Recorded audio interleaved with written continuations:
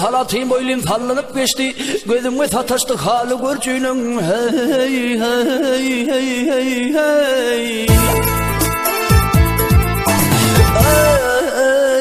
Aklımda apardı bezmenlilerim. Hesreti canımda varlığı senin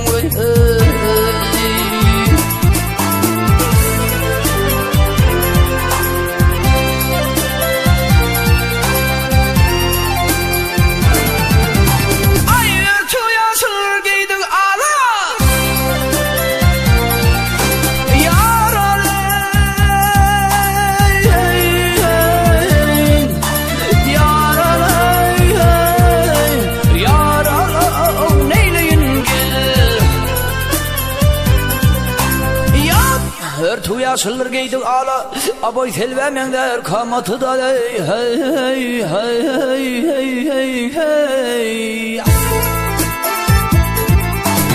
ay dişi dürümün verliler bana hayıp türkü derler tülü ölçünün oy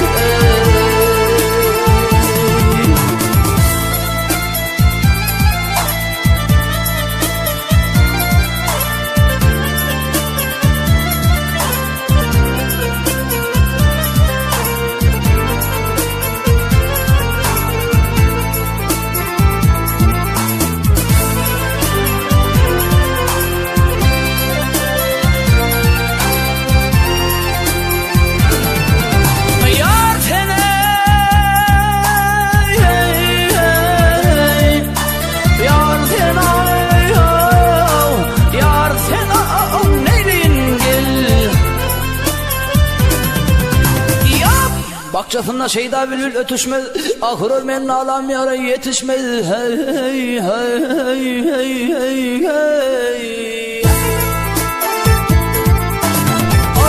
Ay, derdim köptür derman koluma düşmez. Geçer evren çeden bil o görçünü. Hemradir girsem yarına ay bağına dolu işim piyalısın sağına ay gitsem kapsın yarı tuğuna men olsam hılmat kær kulu vürcünü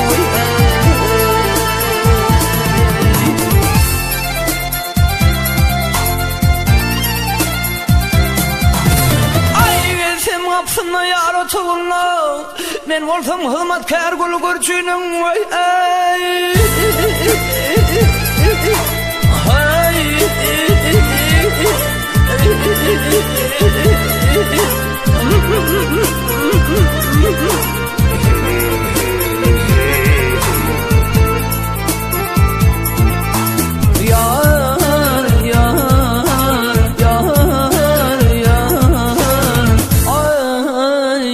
men olsam hılmat kær kulu görçünün vay ay